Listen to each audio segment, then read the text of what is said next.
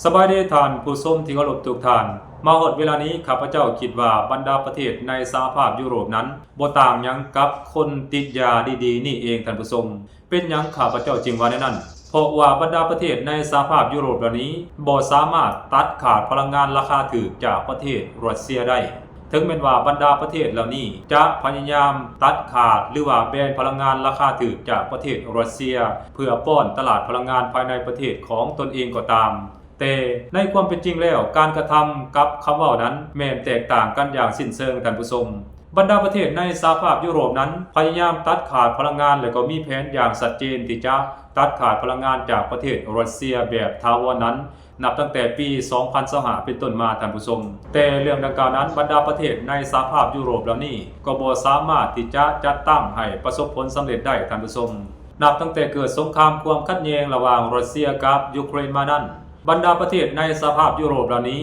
ก็ได้พยายามแสดงความเป็นน้ำหนึ่งใจเดียวกันกับสหรัฐอเมริกาและยูเครนมาโดยตลอดโดยพวกเขาเหล่านี้ได้พยายามตัดขาดการนำเข้าสินค้าประเภทต่างๆจากประเทศรัสเซีย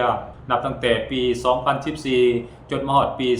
2024 และพวกเขาเองก็วางแผนว่าจะตัดขาดพลังงานแบบเบ็ดเสร็จเด็ดขาดบ่นำเข้าจากประเทศรัสเซียนับตั้งแต่ปี 2025 เป็นต้นมาพุ่นและท่านผู้ชมแต่บ่สามารถเฮ็ดสำเร็จได้พร้อมกันนั้นพวกเขาก็ยังได้นำเข้าพลังงานจากแหล่งอื่นบ่ว่าจะเป็นพลังงานจากภูมิภาคตะวันออกกลางพลังงานจากประเทศสหรัฐอเมริกาและจากภูมิภาคอื่นๆแต่พลังงานที่สนองให้บรรดาประเทศในสหภาพยุโรปนั้นก็บ่เพียงพอกับความเรียกร้องต้องการของพวกเขาเพราะพลังงานเหล่านั้นแม้นนำเข้ามาได้ในจำนวนจำกัดโดยเฉพาะแม้นพลังงานจากสหรัฐอเมริกาเพราะมีราคาสูงกว่าพลังงานที่นำเข้าจากประเทศรัสเซียเพราะฉะนั้นจึงเฮ็ดให้พวกเขานั้นมีขีดจำกัดในการนำเข้าพลังงานจากประเทศสหรัฐอเมริกานั่นเองท่านผู้ชมในเวลานั้นบรรดาประเทศในสหภาพยุโรปเหล่านี้ก็ยังได้พยายามหลักซื้อพลังงานราคาถูกจากประเทศรัสเซียเหมือนเดิมแต่พวกเขาซื้อพลังงานผ่านประเทศที่3โดยเฉพาะจากประเทศจีนและก็ประเทศอินเดียเป็นต้นหรือแม้กระทั่งจากประเทศตุรกีเพราะฉะนั้นจึงเฮ็ดให้บรรดาประเทศในสหภาพยุโรปเหล่านี้ก็ยังคงนำใช้พลังงานจากประเทศรัสเซียอยู่ถึงแม้ว่าพวกเขานั้นจะต้องการตัดขาดการนำเข้าพลังงานจากประเทศรัสเซียก็ตามบัดนี้หลังจากเกิดสงครามความขัดแย้งระหว่างสหรัฐอเมริกากับอิหร่านในตะวันออกกลางแล้วยิ่งเฮ็ดให้พวกเขานั้นประสบพบกับวิกฤตการณ์ทางด้านพลังงานอย่างหนักหน่วงเพราะบ่สามารถนำเข้าพลังงานจากภูมิภาคตะวันออกกลางได้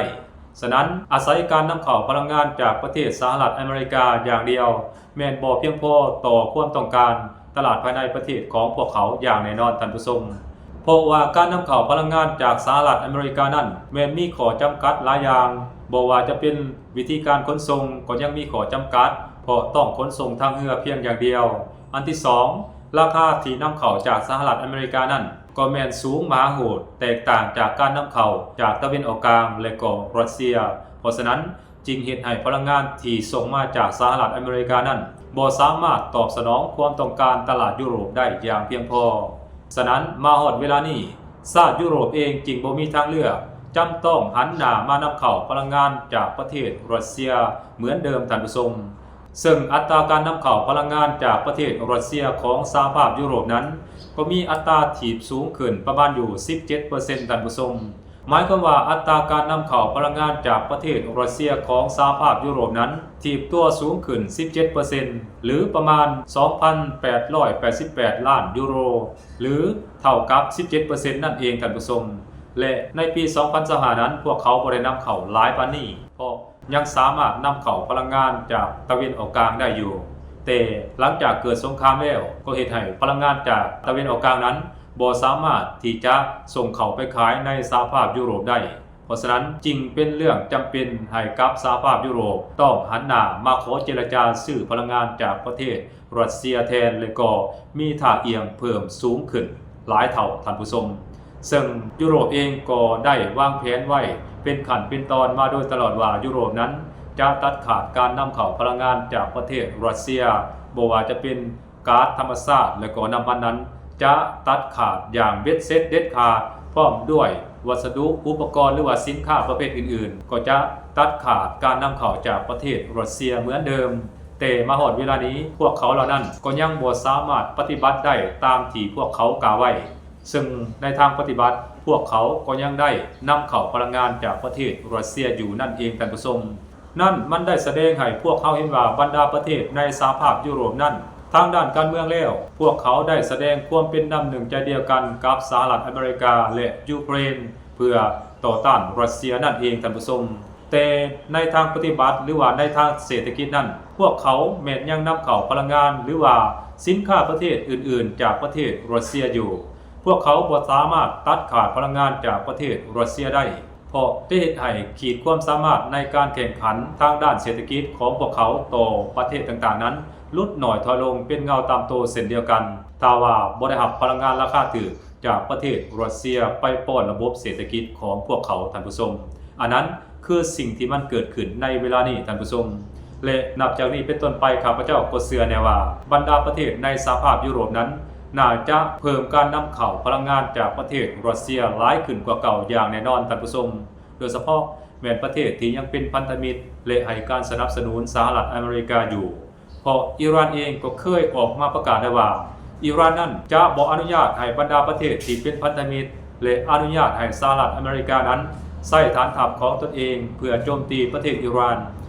นจะบ่ให้เรือขนส่งสินค้าหรือว่าเรือขนส่งน้ำมันและอากาศธรรมชาติของบรรดาประเทศเหล่านี้ผ่าน2แคบฮาร์มูดแล้วเข้าไปป้อนตลาดพลังงานภายในประเทศของประเทศเหล่านั้นได้อย่างเด็ดขาดท่านผู้ชมเพราะฉะนั้นมาฮอดเวลานี้ก็ยังเห็นหลายประเทศในสหภาพยุโรปที่ยังให้การสนับสนุนสหรัฐอเมริกาโจมตีอิหร่านอยู่ฉะนั้นบรรดาประเทศเหล่านี้น่าจะได้รับผลกระทบจากมาตรการนี้ของอิหร่านอย่างแน่นอนท่านผู้ชมอันนั้นคือความต้องการพลังงานของชาติในยุโรปซึ่งพวกเขาเจ้านั้นได้เสพติด LNG ของประเทศรัสเซียบ่ต่างหยังกับการเสพติดยาเสพติดไปดีๆนี่เองท่านผู้ชมสบายดี